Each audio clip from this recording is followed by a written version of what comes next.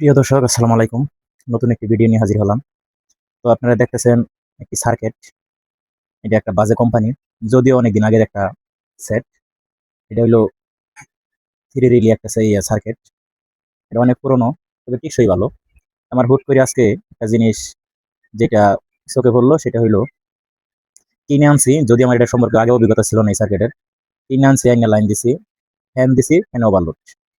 মানে ফ্যানটা ছাড়লেই মানে স্পিড কমানো বাড়ানোর কোনো বিষয় নাই, মানে এটা কাজ করে না। তো পরে বুঝলাম যে আসলে কি করা যায়। পরে খুলছি, খুলে সেটা দেখা গেছে যে এই যে ভেরিয়েবল আছে। যদিও আমি আগে এক জায়গায় দেখছিলাম যে তাদের সাথে একটু চলাফেরা করছে, এই বিষয়টা আমার একটু ধারণা ছিল যে ভেরিয়েবলটা দেখা গেছে যে ঘুরাইয়া আমি একটা মানে এটা একটু কমানো পারিনি, চিন্তা ভাবনা করতেছি। এখন আসলেও কোনটা কত নাম্বার ভেরিয়েবল এটা তার আমি জানি না। এখন এক ভাই আমার আসলে দেখাই দিল। ভিডিওটা করলাম মূলত আমি মানে বিপদেই ছিলাম। না জানলে হয়তো কোনো মেকারের বলে গেলে দেখা গেছে তার 1,000 টাকা দেওয়া লাগতো। তো সেই বিষয়টা আসলেও আমি নিজে নিজে যেহেতু করলাম, কারণ আমার টাকা পয়সা দিতে হইলো না, কারণ সেই জন্য আমিও শিখলাম। আর দেখা গেছে যে আপনাদেরকেও শেখানোর জন্য উৎসাহিত করলাম। তো এটা আপনাদের যদি কোনো সমস্যা হয়ে থাকে আপনারা বুঝতে পারবেন। আমি দেখাইতেছি ভিডিওটা।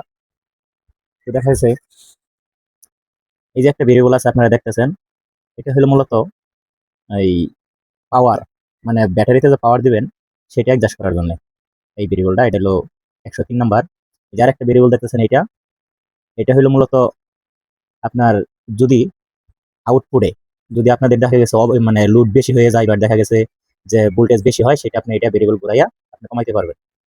কারণ এটাই সমস্যা আমার মূলত ছিল। কারণ ফ্যানের লাইন দিলে দেখা গেছে ফ্যান এমন ভাবে ঘুরে, মানে কিছুক্ষণের মধ্যে হিট হয়ে যায়। তো দেখলাম, দেখার পরে মানে 20 ওয়াট বেশি কারেন্টের মানে দেখা গেছে ভোল্টেজ বেড়ে গেছে। তো আসলে এই সার্কিট গুলো বলে যতটুকু শুনতে পারছি বা বুঝতে পারলাম, এই সার্কিট গুলো আগের, তো সেই জন্য একটু সমস্যা দেখা দেয়, তবে টিকসই ভালো। তো আপনাদেরকে আজকে একটা ভিডিও দেখাইতেছি। আমি যদিও ওই যে দেখেন অ্যাডজাস্ট করি না এখনো। এই যে আমার ব্যাটারিটা ফুল চার্জ হয়ে গেছে মূলত। আমার হলো পানির ব্যাটারি না, আমার হলো গিয়া পাওয়ার ব্যাটারি। ফুল চার্জ হয়ে গেছে। তো ওই যে আপনার দেখতেছেন চার্জিং নিতেছে, ফুল চার্জ হওয়ার পরে এই যে চার্জিং নিতেছে। তো সেটা আমি ঘুরাই ঘুরাই অ্যাডজাস্ট করবো। তো আপনাদেরকে, আপনারা সাথে থাকেন, দেখুন যে আসলে এটা কেমন কি। এই ভেরিয়েবলটা ডাইন পাশে আস্তে আস্তে একটু একটু মুছে দিবেন। আমি যার পরেও আমি জুম করে একটু দেখাই।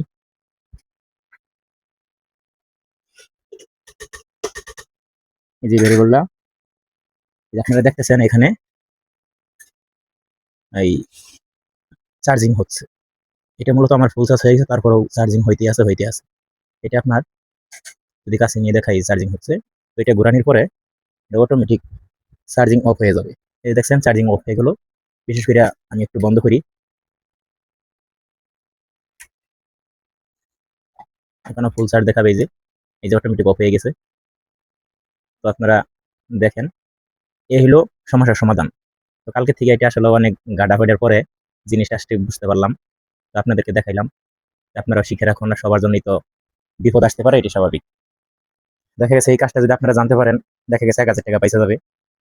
এই দেখেন এখন আমার ফুল দেখাইছে, এখন আমার ফুল দেখাইছে।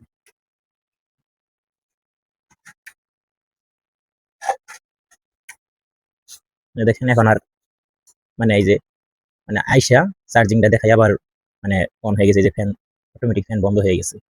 এই যে ফ্যান। তো আশা করি এই পর্যন্ত ভিডিও। নতুন কোনো ভিডিও পাওয়ার জন্য আপনারা সাবস্ক্রাইব করে রাখবেন। আশা করি ভালো লাগবে। তো আপনারা ভালো থাকবেন। আসসালামু আলাইকুম।